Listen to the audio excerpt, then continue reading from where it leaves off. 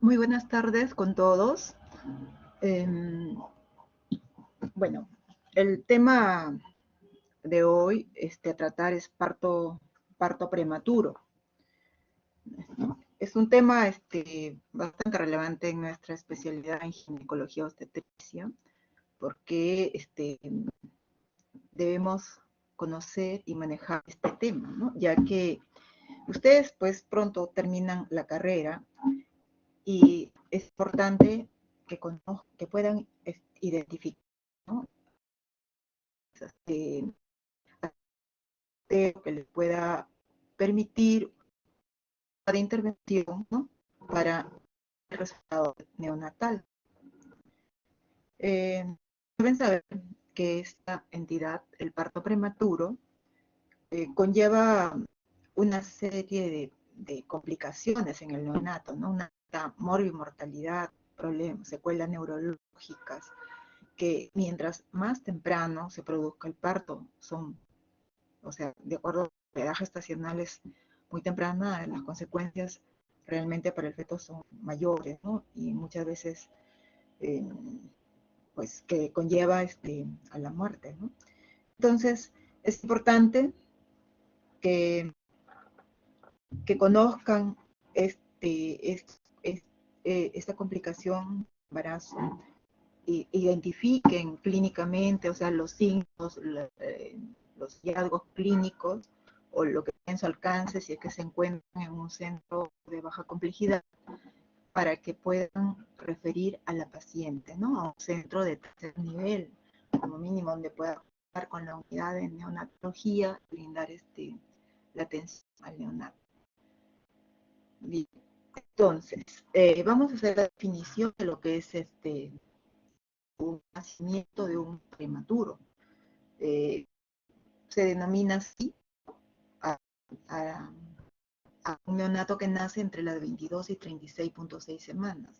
Eso es 259 días, ¿no? Y el peso debe estar entre 500 a más. O sea, incluso antes la COF decía de 20 semanas a 36,6, pero en realidad muchas veces entre 20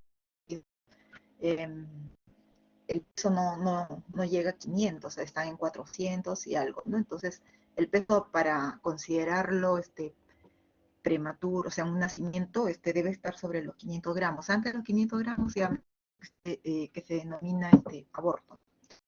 Es importante, bueno, ese es el concepto de lo que es parto prematuro, pero lo importante acá es determinar en qué momento la está con una amenaza de y cuando la paciente está en un trabajo de parto prematuro.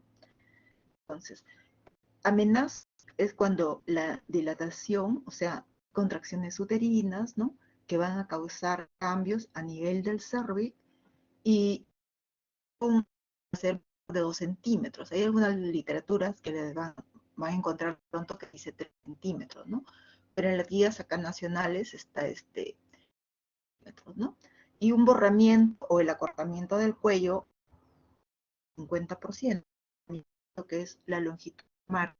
El cuello tiene longitud en promedio de 3 a 4 centímetros, ¿no? 3.5. Entonces, si hay un acortamiento del cuello y la dilatación es... Pero el límite de corte, si hablamos ya de un franco de parto prematuro, la paciente va a tener un corrimiento mayor del cuello y una dilatación también mayor de 2 centímetros, ¿no? En este caso, básicamente, no ha resultado la tocólisis o el tratamiento que uno quiera también realizar en cuanto a lo que es pulmonar o neuroprotección, dependiendo de la edad gestacional, ¿no? Entonces, lo importante sería detectar el caso como amenaza para poder por lo menos detener ese trabajo de parto y poder dar un tratamiento para mejores resultados con el neonato, ¿no? Bueno, respecto a lo que es la epidemiología, esta entidad, bueno, va a estar presente en un alto porcentaje, ¿no? Aproximadamente en un porcentaje de un 50% van a estar precedidos ya de una labor de parto pretérmino, pero no todos los pacientes que tienen amenaza van a llegar a presentar el parto pretérmino, ¿no? Entonces, vamos, creo que la lámina se ha corrido. Vamos a ver la clasificación de lo que son, o sea, nosotros tenemos desde prematuros tíos o le dicen leves a prematuros extremos, ¿no? Extremos quiere decir la edad gestacional que ha logrado es menor de 28 semanas, ¿no? O sea, de 22 a 28 semanas. Son los que peor pronóstico tienen, ¿no? En cuanto a secuelas neurológicas y problemas respiratorios, ¿no? El síndrome de distrés respiratorio. Los muy prematuros, que están entre 28 y 31, también presentan esos problemas, pero en menor proporción. Sin embargo, el grupo que puede tener un mejor pronóstico son los prematuros moderados y tardíos, ¿no? Los que van entre las 32 a 36.6 semanas, ¿no? Son los que tienen mejor pronóstico y que incluso a partir de ahí, si ya se presenta el trabajo de parto, podemos darle lugar a un parto, ¿no? Vía natural. Entonces, esta clasificación es importante porque de acuerdo a ello, vamos a hacer también el manejo, ¿no?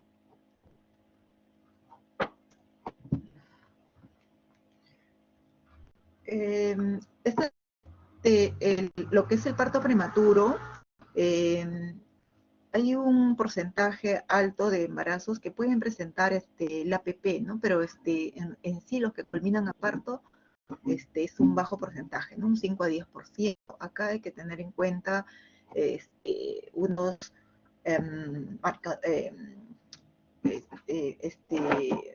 pruebas de laboratorio y la ecografía para poder determinar y de pronto manejar ambulatoriamente a la paciente o mandarla, ¿no? o internarla, dependiendo del caso, ¿no? La causa más importante es el parto prematuro, ¿no? En cuanto a lo que es morbilidad y mortalidad perinatal. El 75-80% sucede en estos casos de neonatos prematuros, especialmente los prematuros eh, extremos, ¿no? Y un 50% de ellos van a presentar anomalías neurológicas, que son secuelas permanentes.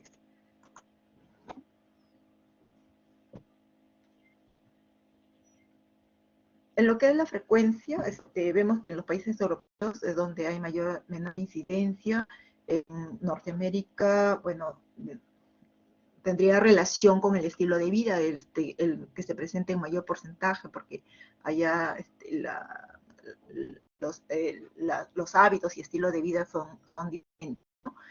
Sin embargo, acá en el país, bueno, en el hospital que es el Instituto Materno Perinatal, el porcentaje está en un 11%, ¿no? Y en Perú en un 10% en cuanto a su incidencia. Y en cuanto a lo que es la etiología, este embarazo, el parto prematuro en realidad se dice que es idiopático, ¿no? O sea, la causa es idiopática en la mayoría de los casos. Pero, o sea, pero también dentro de las causas, de las causas que se pueden demostrar es de origen multifactorial, ¿no? Entre ellos tenemos pues la infección o inflamación intramniótica, tenemos la sobredistensión uterina, que estaría en relación a los embarazos múltiples, al polidramnios, ¿no?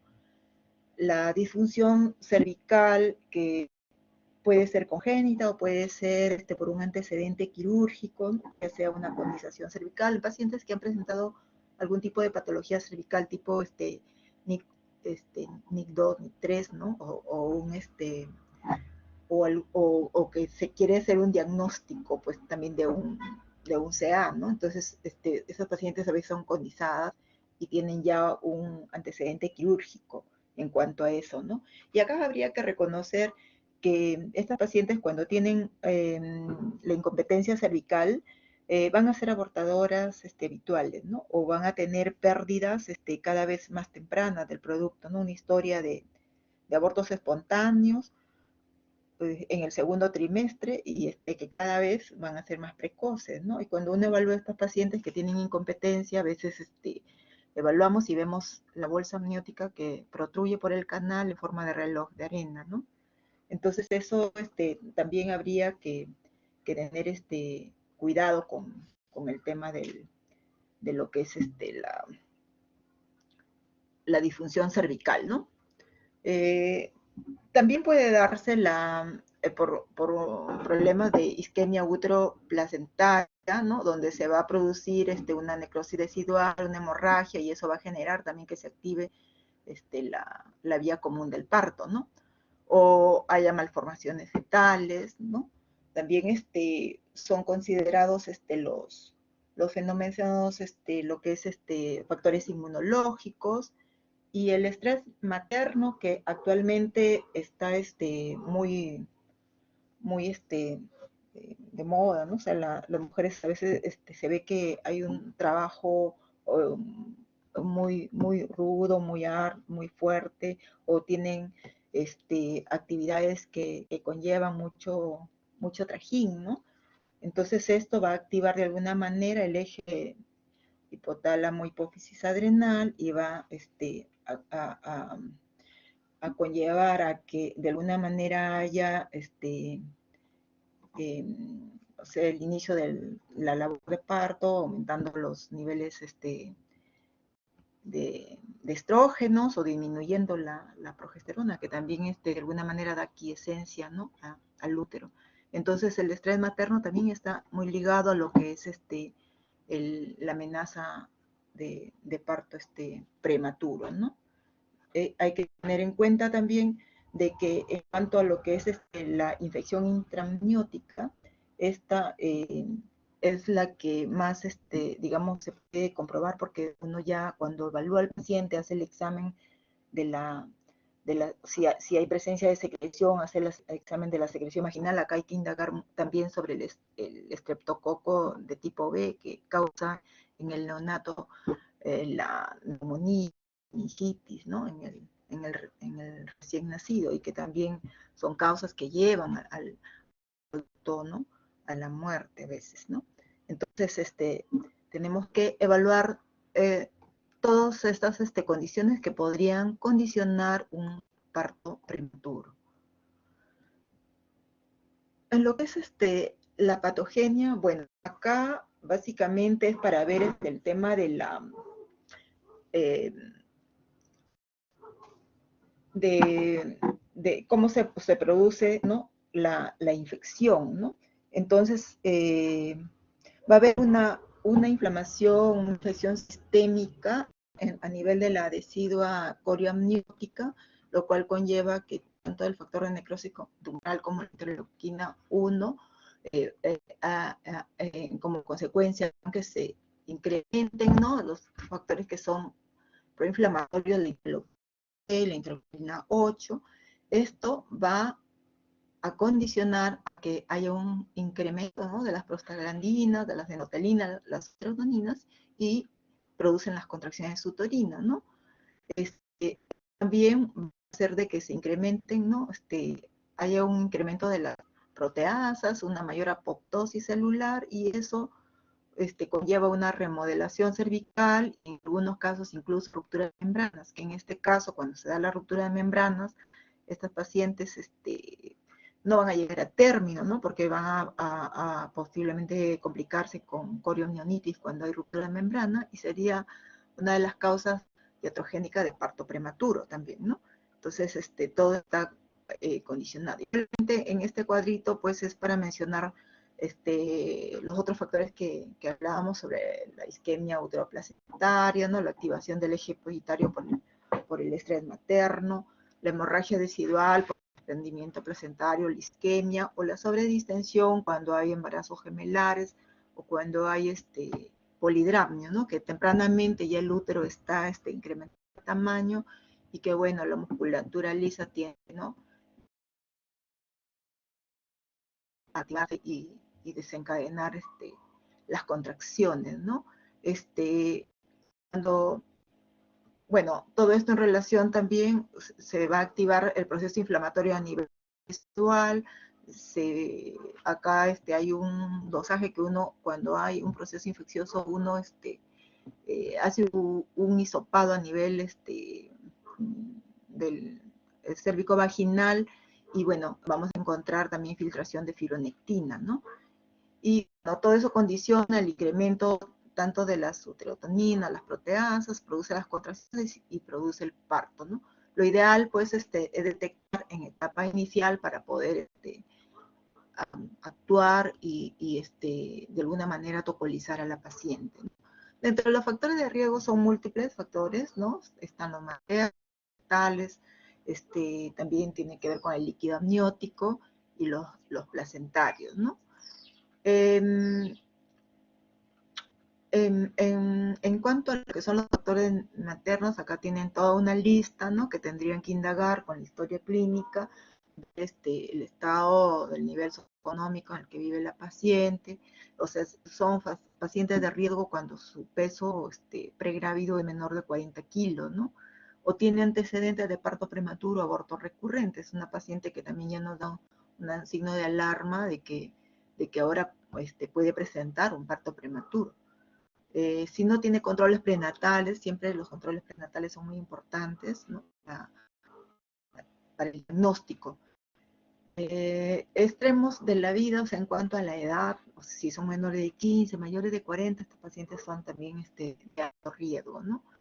O durante el embarazo, una poca ganancia de peso, tuvo antecedente de patología cervical, realizaron un cono y creó una disfunción a nivel cervical, ¿no?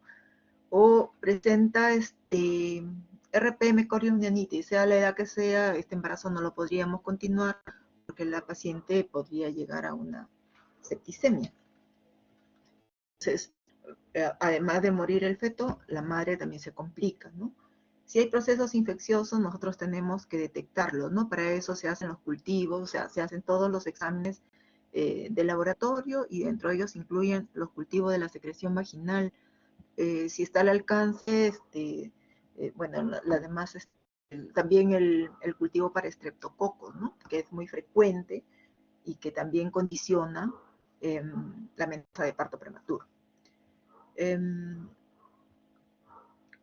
Anomalías úteros cervicales, ya sean prodidelfos, unicornes, o sea, bicornes, que a veces reducen el espacio y entonces también el parto se da antes de tiempo, ¿no? O patologías que producen hipoxia, ¿no? O sea, patologías maternas como problemas cardiológicos pulmonares que van a producir hipoxia, ¿no? Las fumadoras, ¿no? Los derivados petrolados del tabaco siempre están metidos en todo, y acá básicamente pues una fumadora lo que va a tener como resultado es un hijo de crecimiento intraútero. Recuerden que los RCIU, mientras más temprano están, el pronóstico es peor, y a veces uno no puede mantener el embarazo, tiene que culminarlo, ¿no? Entonces tenemos que cambiar o al menos aconsejar a la paciente para que cambie sus estilos de vida, ¿no? Y no use, si está embarazada, deje el tabaco, deje el alcohol, deje cualquier tipo de droga, ¿no? Si la paciente ha sido sometida a una cirugía abdominal previa durante el embarazo, igual va a haber acá este, una estimulación, ¿no? Porque se desencadena todo esto de la inflamatorio, y va a condicionar que, que desencadene probablemente las contracciones uterinas, ¿no? Y así, bueno, los traumatismos, el esfuerzo físico y el estrés psicológico, la paciente también están muy relacionados a lo que es el parto prematuro, ¿no? Entonces, todo esto tenemos que considerar en cuanto a lo que es por el lado materno. O sea, si vamos a hacer la historia clínica, nosotros tenemos que ver mucho eh, cuáles son todos los antecedentes. Cuando uno hace la historia, pues se hace en detalle, ¿no? Y vean todo lo que tienen que preguntar para que vean si es una paciente que tiene un factor de riesgo o no tiene un factor de riesgo. Respecto a lo que es el feto en los embarazos múltiples y las malformaciones congénitas o el RCU va a conllevar igualmente a que se dé también un parto prematuro, ¿no? El problema líquido amniótico, ya sea polidramnios o oligoamnios. El polidramnios, porque en sí también hay, va a condicionar dinámica previa, ¿no? O sea, antes del trabajo de parto, el oligoamnios, porque el feto en condiciones, en un oligoamnio severo, tampoco puede estar dentro del útero de la madre. Entonces, ya tenemos que evaluar esto del oligoamnio, si es severo, que puede deformaciones, incluso estructurales en el feto, tendríamos que optar, ¿no? por un, o sea, por un embarazo, si es y puede que pues esté en una edad temprana y no podemos hacer otra, no tenemos otra opción, ¿no? O las infecciones intercurrentes, ¿no? Que conlleven a una coriomionitis. En cuanto a la placenta, bueno, si es placenta previa, de pronto la paciente empieza con una hemorragia, ¿no? O sea, una hemorragia que no podemos controlar. Tenemos opción, ¿no? Tenemos que operar a esa paciente. O hay un desprendimiento prematuro de placenta, ¿no? Que también es una condición bastante crítica que va a conllevar la muerte fetal, ¿no? Y si pues nosotros dejamos que eso siga en progreso, la madre también se nos va a complicar acá, ¿no? Con una coagulación vascular diseminada. Así que acá, o sea, que no podemos tanto en placenta previa como en DPP, hacer que prosiga la gestación, ¿no? Tenemos que interrumpirla. O si hay malformaciones en la placenta circunvalada o inserción marginal del cordón, son condiciones también que van a propiciar que se dé el parto prematuro, ¿no? Bueno, en cuanto a lo que es los niveles de prevención, o sea, cómo vamos a actuar nosotros como profesionales cuando tengamos un caso de un parto pretérmino, ¿no? O sea, lo ideal acá, bueno, dentro de las tres prevenciones, lo más importante es la prevención primaria, ¿no? Porque es ahí donde uno va a tratar de reducir los factores de riesgo, ¿no?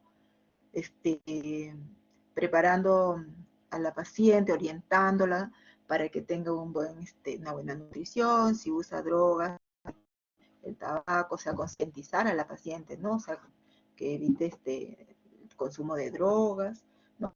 Evaluación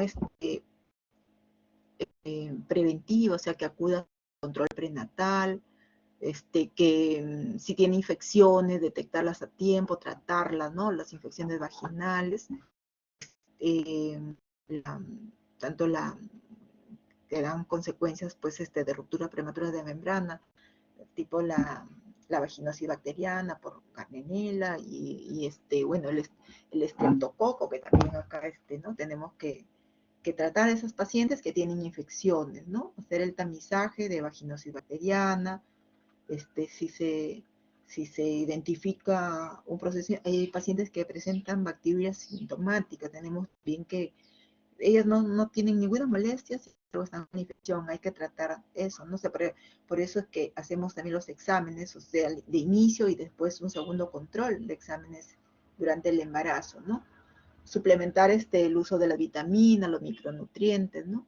Entonces, en prevención primaria, incluso uno puede, en el preconcepcional, a aconsejar a las pacientes, ¿no? Y bueno, si ya está embarazada y detectamos de que hay un riesgo de parto prematuro, porque se le hizo la medición del cervix, que es una paciente con antecedentes, ¿no? Que sí hemos abortador habitual o que ha tenido pérdidas consecutivas o parto prematuro, debemos hacer a esas pacientes la medición de la cervical, ¿no? Y ver si amerita o no amerita un cerclaje cervical. Bueno, esa medición se hace desde o sea, antes de las 20 semanas, ¿no? Uno puede hacer la medición en pacientes que tienen antecedentes, ¿no? Y si amerita el caso, pues se le da la progesterona vaginal, ¿no? Desde las 14, 16 semanas para producir quiescencia, ¿no? Uterina, ¿no? En cuanto a lo que es la prevención secundaria, bueno, son todas las acciones ya que se tienen que hacer durante el trabajo de parto en estadios iniciales, ¿no? De pronto detenerlo o revertirlo, ¿no? Que sería lo ideal. Recuerden que no todas las que pongan amenaza van a llegar a parto. Y si nosotros podemos inicialmente detener ese trabajo de parto con tocolíticos en buena hora, ¿no? Y si se revierte, mejor, porque así y todo esto tiene que ver con, con, con la medición de la longitud de cervix. Más adelante vamos a ver los análisis que nos van a ayudar para poder prevenir y no llegar, ¿no? A que se dé pues, el parto, ¿no? Entonces, en este caso, la prevención secundaria está dirigida básicamente cuando ya la paciente se ha presentado con la labor de parto, ¿no? Y en lo que es la prevención terciaria, ya tiene que ver las acciones que vamos a hacer para minimizar la mortalidad o la morbilidad en el neonato, ¿no? O sea, ver si estamos en un centro de baja complejidad, tenemos que llevarlo a un centro de alta complejidad, donde de pronto puedan incluso ayudarlos con surfactante pulmonar, tener un ventilador, una incubadora, ¿no? Y bueno, mejorar la calidad de vida del producto, ¿no? Del neonato.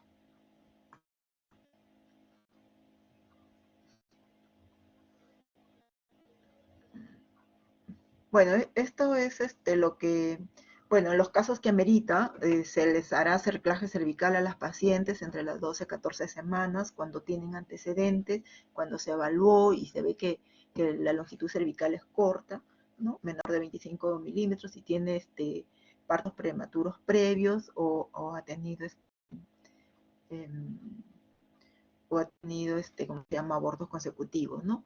Modificar los estilos de vida de la forma ¿no? Que, o sea, si tienen un trabajo demasiado intenso, decirle a la paciente que debe de disminuir ese tipo de actividad, de pronto hacer algo diferente, ¿no? Al trabajo que está haciendo para que no le cause mucho esfuerzo.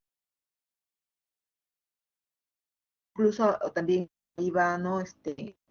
En las pacientes que a veces trabajan, tienen horas largas laborales, ¿no?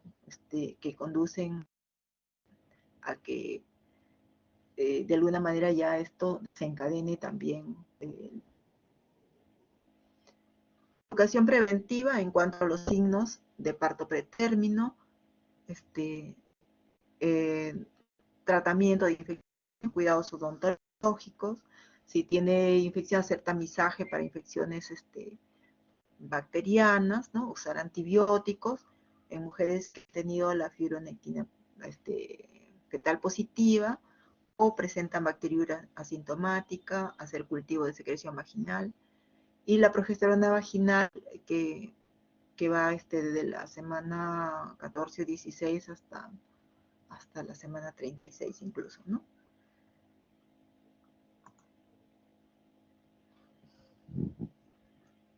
¿Cómo hacemos el diagnóstico en estas pacientes?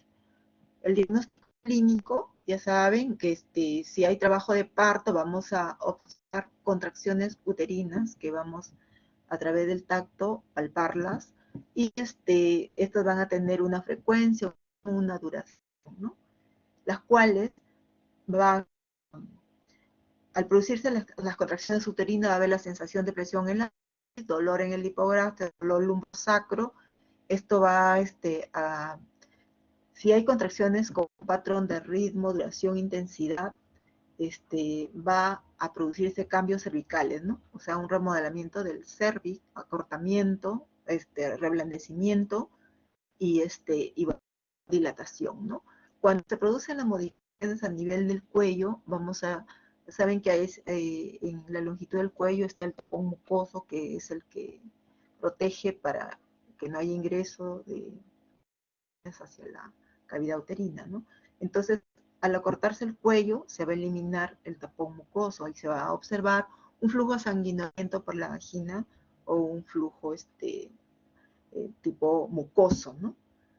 Entonces, bueno, tenemos entonces que evaluar acá a través digitalmente los cambios a nivel del cuello con el tacto vaginal y ver si ya hay dilatación, ¿no? O no hay dilatación.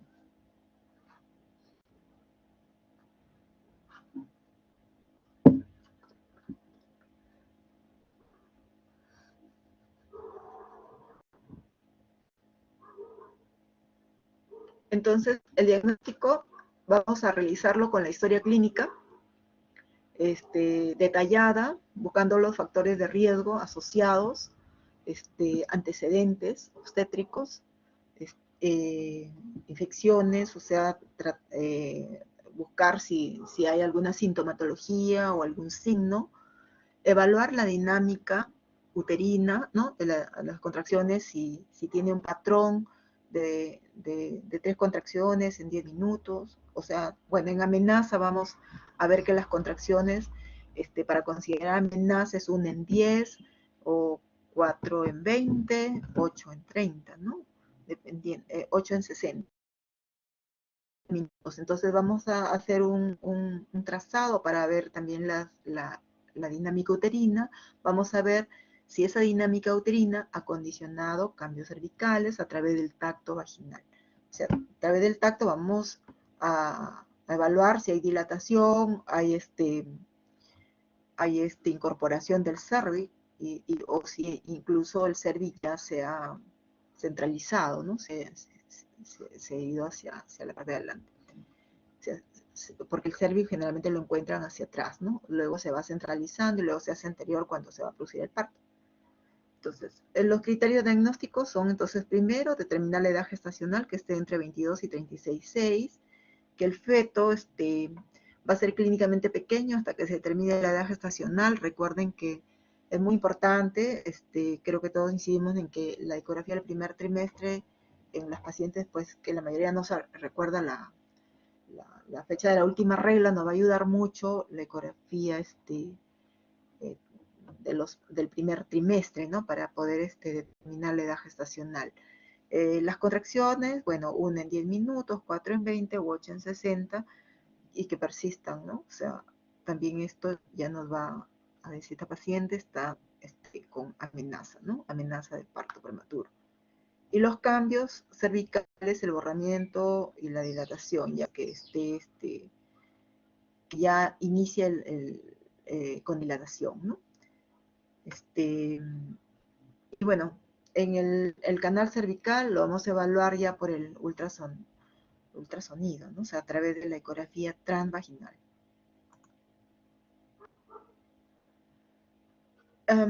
Bueno, cuando decimos que es una paciente de alto riesgo, si tiene dinámica uterina y ha tenido parto pretérmino anterior, pérdida gestacional tardía, o tiene un embarazo actual múltiple, o es una portadora de un cerclaje, ¿no? Cervical. Y también vamos a decir dinámica y hay una longitud cervical con milímetros, esa paciente es una paciente de riesgo.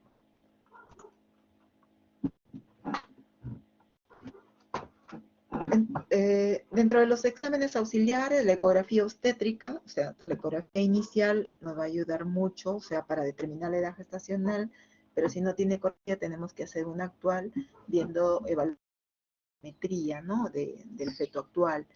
La ecografía trabaja para hacer la cervicometría, ¿no? Ver si es un cuello corto, pues el pronóstico como que es reservado. Si tenemos un cuello más de 3 centímetros, de alguna manera nos da tranquilidad, ¿no? Podemos tocolizar o simplemente con la hidratación y reposo la paciente puede mejorar, ¿no? Entonces, si encontramos longitud de cuello normal, o sea, de 3 centímetros, debemos preocupar mucho por eso, ¿no? En cuanto a lo que es laboratorio, pedimos todos los análisis, mamograma, hemotocrito, grupo factor, el PCR, ¿no? El examen de orina, buscando que haya, si hay infección o no, el urocultivo, ¿no? En caso de que el examen de orina salga positivo, el examen de la secreción vaginal y el cultivo cervical. Se realiza la cardiografía en estos pacientes con la finalidad de evaluar, cuando son muy prematuros, en realidad la cardiografía no ayuda por el tema de ver el bienestar fetal, ¿no? Cuando son menores de 30 semanas. Sin embargo, sí nos va a ayudar porque acá no solamente monitoriza el feto, sino también la dinámica uterina, ¿no? Entonces, esta cardiografía vamos a ver qué la dinámica y la intensidad, ¿no? O sea, porque nosotros podemos palparla, pero una forma ya también de justificarla es con la cardiografía, ¿no?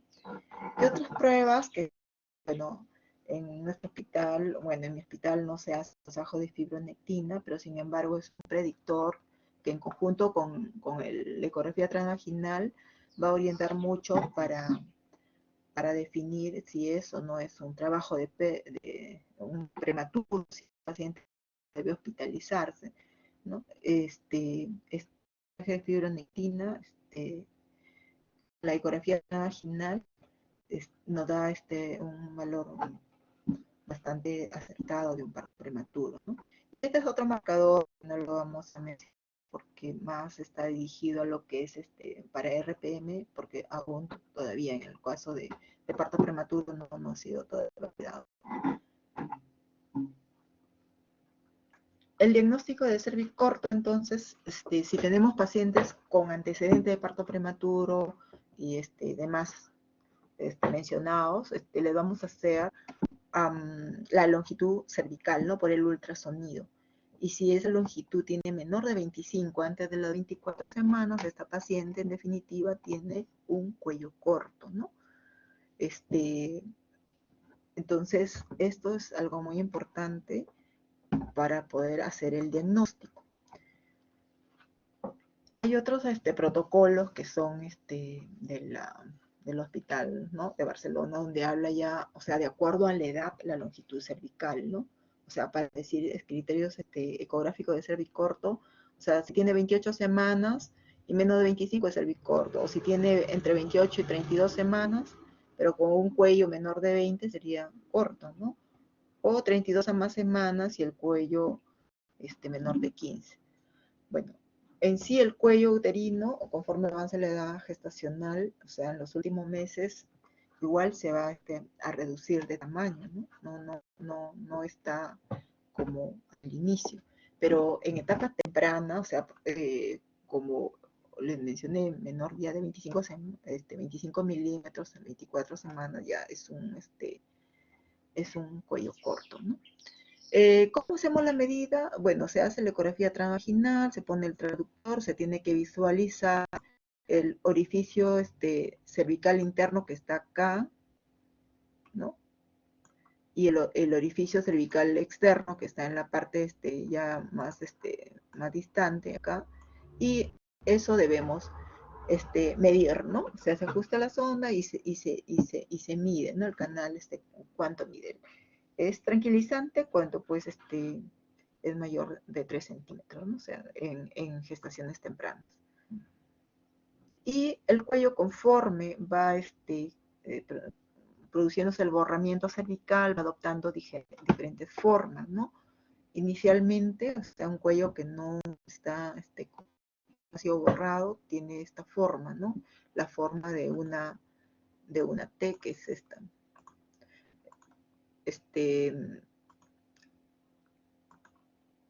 Tiene esta forma, ¿no?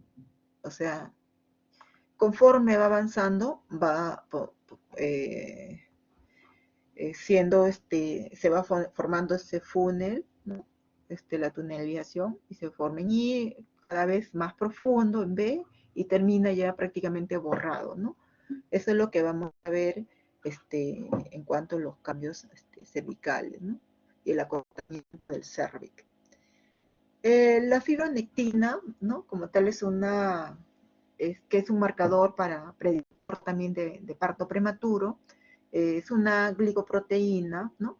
Que se encuentra entre el corión y la decidua, y va a estar elevada en la primera etapa del embarazo, pero ya después de las 22 semanas va a bajarse hasta las 22 semanas está elevada. Luego de ello ya sus niveles disminuyen, ¿no? Entonces esto, cuando hay un proceso infeccioso o una amenaza, vamos a encontrar nectina, ¿no? O sea, hay una interrupción de esa interfaz debido a un proceso infeccioso, entonces va a haber un filtrado de la fibronectina a nivel de las secreciones cervicovaginales, y eso es lo que se usa, ¿no? Como para predecir un parto pretérmino. ¿Y cómo se hace el examen? Con un hisopo, ¿no?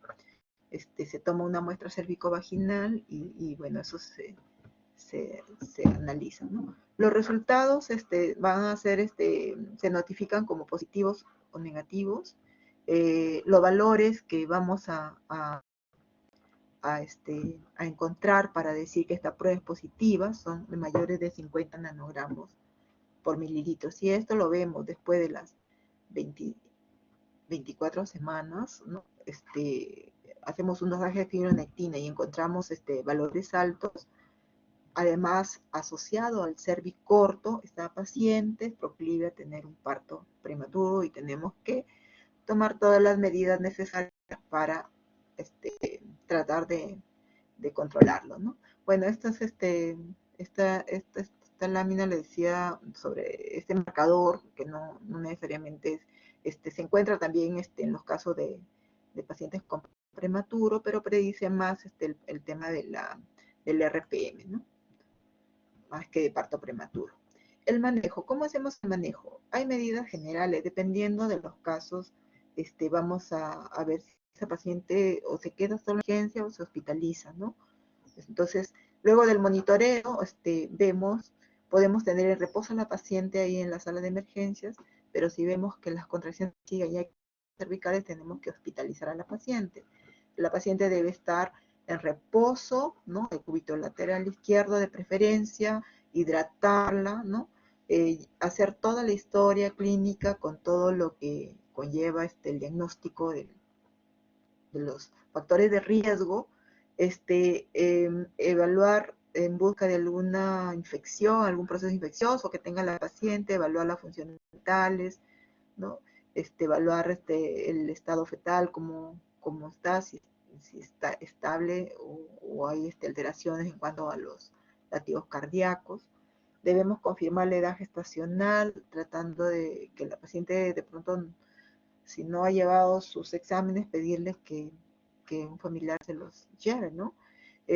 Control de la dinámica uterina, evaluar vagina periné, ver si hay sangrado, evaluar las variaciones en cuanto a lo que es el cervix, estimar el peso fetal y ver si se puede hacer una amniocentesis para evaluar la madurez fetal y el control cardiológico, ¿no? Sí, tenemos que ver allí las medidas específicas que se deben realizar, o sea, en cuanto a lo que es identificar cuál es el factor que está condicionando el parto prematuro y, bueno, manejar el tema de farmacológico con uteroinhibidores, ¿no? Y los inductores de la madurez pulmonar fetal. O sea, ver si hay un problema de disfunción cervical, corregirlo, el estrés materno igualmente, si hay infecciones, tratarlas, o si hay una sobredistensión, si es polidramnios, podríamos incluso también hacer un drenaje, ¿no? Una amniocentesis para disminuir el volumen, guiado con ecografía, ¿no? Y bueno, en cuanto a lo que es el tratamiento farmacológico, usar pues inductores de madurez pulmonar, los uteroinhibidores.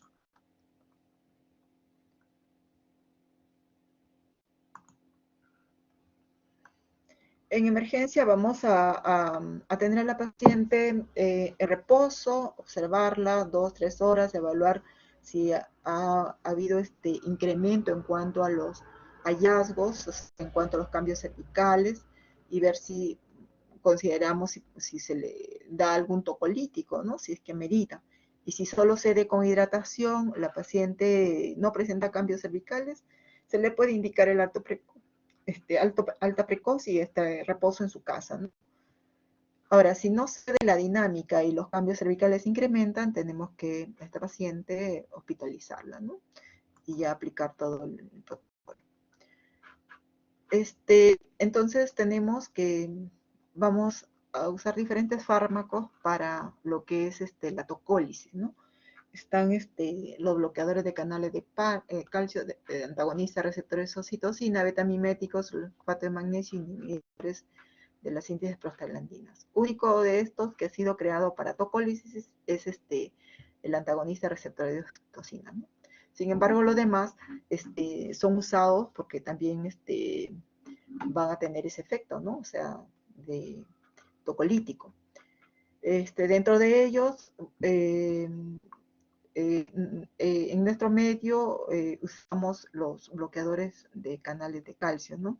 Sin embargo, en Norteamérica, por ejemplo, como primera línea tienen la prostaglandina, ¿no? La indometacina.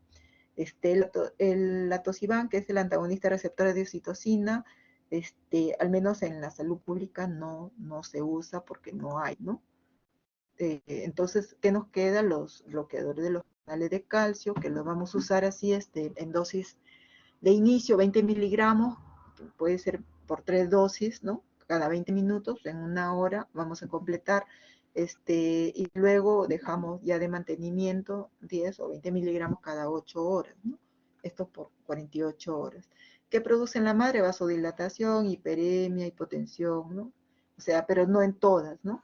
O sea, hay algunas pacientes que podrían presentar estos efectos maternos. Y en el feto no se ha reportado ningún efecto, ¿no? Sin embargo, el antagonista de los receptores de oxitocina, bueno, la dosis, en este caso no hay mayor problema, o sea, y hay un mínimo transporte placentario. Aparentemente es una buena droga que podría usarse, ¿no? Para la tocólisis, pero, o sea, no usamos eso porque, bueno, lo que también de pronto está más al alcance y el costo es menor son los bloqueadores de los canales de calcio, ¿no? Los betamiméticos se usaban antes, pero en realidad dan muchos problemas en cuanto a lo que es taquicardia, arritmias, ¿no? Edema pulmonar. Por eso también ha quedado como tercera línea, ¿no? Y el sulfato de magnesio también tiene su efecto tocolítico y neuroprotector, ¿no? Los inhibidores de prostaglandina, bueno, el problema de esto es que puede cerrar el ductus arterioso, ¿no? O sea, está contraindicado después de las 32 semanas, sin embargo, algunas literaturas dicen de que también podría tener efecto, o sea, si uno lo usa a las 24 o 26 semanas, de alguna manera puede reducir el ductus arterioso, ¿no? Y otro problema que da también es, ¿no? Como consecuencia en el efecto de los oligoamnios, porque disminuye la filtración glomerular.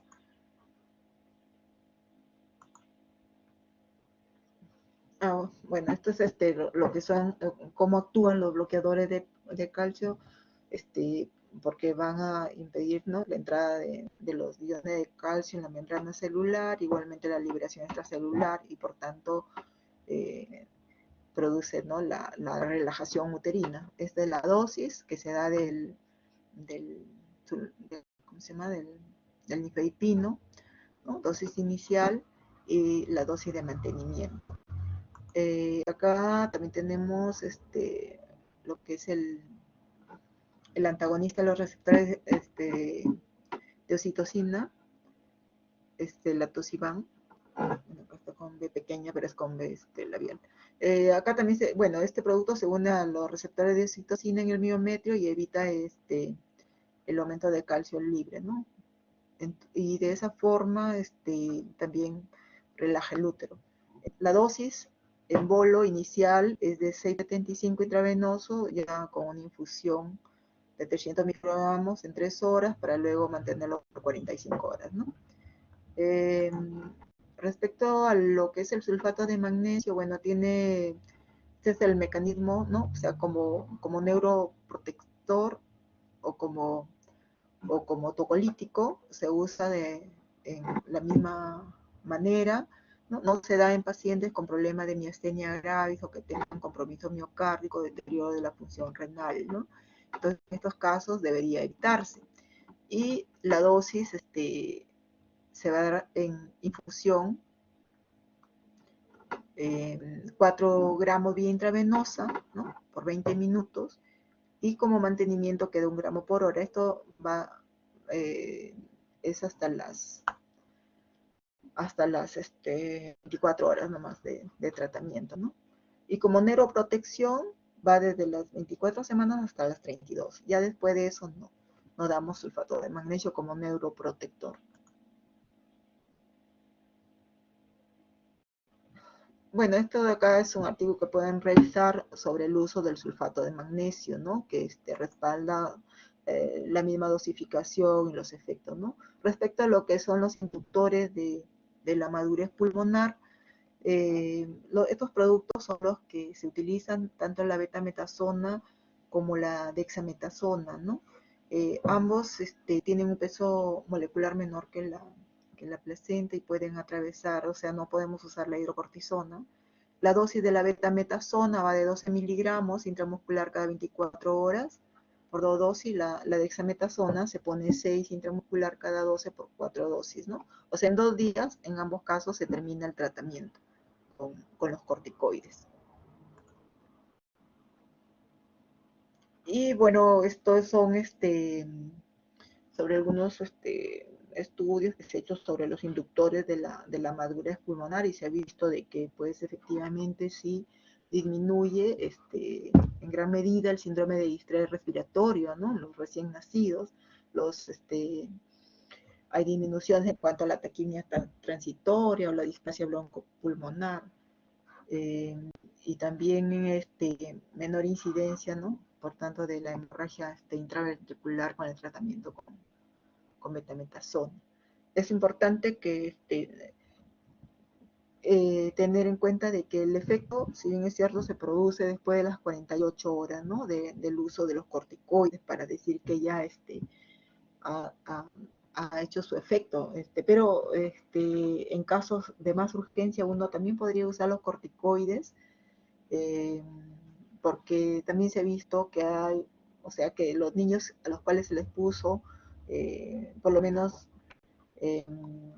10 horas después de la aplicación podría tener ya algún efecto el corticoide, ¿no? Y que tienen mejor resultado de los que no de los que no le recibieron nada, pues, ¿no? De corticoides.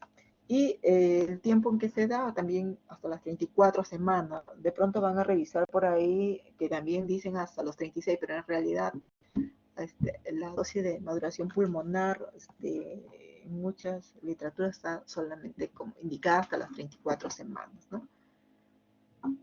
Eh, hasta las pacientes que han recibido corticoides, o si previamente recibieron y después nuevamente se presenta el caso del APP, uno puede dar una nueva dosis de rescato, pero debe haber pasado al menos 2 semanas, ¿no? Y tener cuidado en que el parto se tiene que dar dentro de los 7 días, ¿no? Para poderle aplicar el corticoide. No hacemos tocólisis, obviamente, si hay DPP, si hay eclampsia, si hay hipertiroidismo, ¿no? Descompensado, alguna nefropatía severa, o un embarazo que está entre las 22, menos de 22 semanas o más de 36 semanas, ¿no? No se hace tocólisis. Malformaciones incompatibles con la vida o trabajo de parto avanzado, ¿no? Ya ¿Y cómo se atiende el parto en estas pacientes? Dependiendo de la edad gestacional, ¿no? En menos de 32 semanas se prefiere el parto vía cesárea, ¿no? Y cuando ya tienen más de 32 semanas puede ser un parto vaginal, pero debe ser atendido por el ginecólogo. Si ve que el espacio es reducido, hacer una episiotomía amplia, hacer un parto monitorizado, ¿no? Evaluar las contracciones uterinas, y debe estar pues de vértice, ¿no? Porque si es podálico, el parto igual termina en cesárea. Y respecto a lo que son las complicaciones, son muchas, ¿no? En los infantes prematuros, o sea, tenemos diferentes órganos que son afectados y los problemas a corto y largo plazo, ¿no?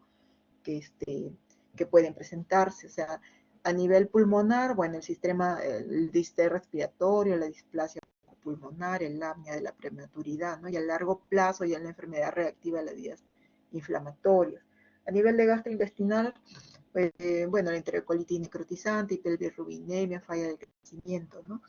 Y bueno, a largo plazo, el síndrome de intestino corto, mala absorción intestinal. En el sistema nervioso central, la hemorragia intraventricular, la leucomalacia, el hidrocéfalo, ¿no? Y a largo plazo, la parálisis cerebral, hidrocéfalo, atrofia cerebral, retraso del neurodesarrollo. Oftalmológico, retinopatía de la prematuridad, a largo plazo, ceguera, desprendimiento de retina, ¿no? A nivel cardiovascular, hipotensión, persistencia del ductus arterioso, hipertensión pulmonar. Igualmente a largo plazo, ¿no? En cuanto al riñón, pues el desbalance, ¿no?, de agua, electrolitos y la hipertensión en la adultez, ¿no? Tendría a largo plazo, ¿no?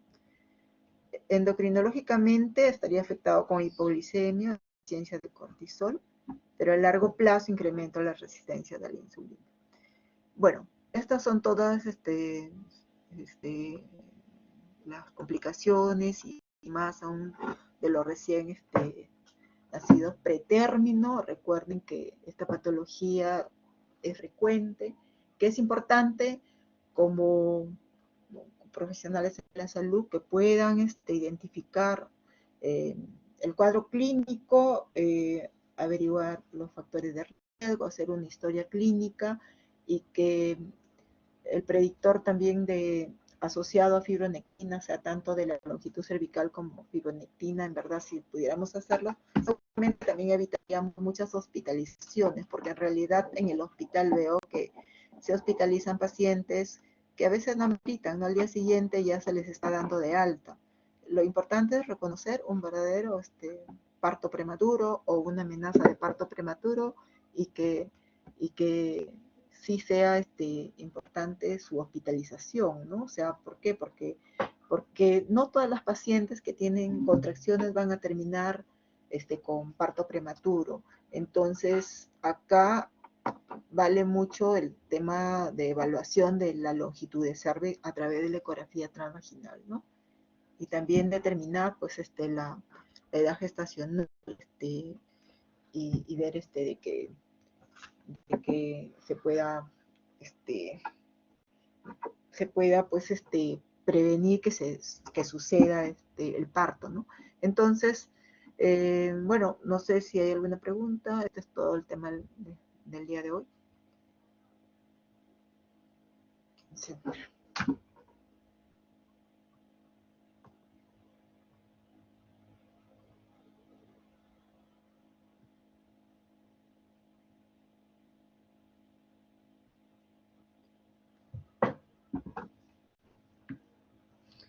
Bueno, buenas tardes, hasta luego. Gracias, doctora. Doctora. Buenas tardes, gracias, doctora. Gracias, doctora. Hasta luego.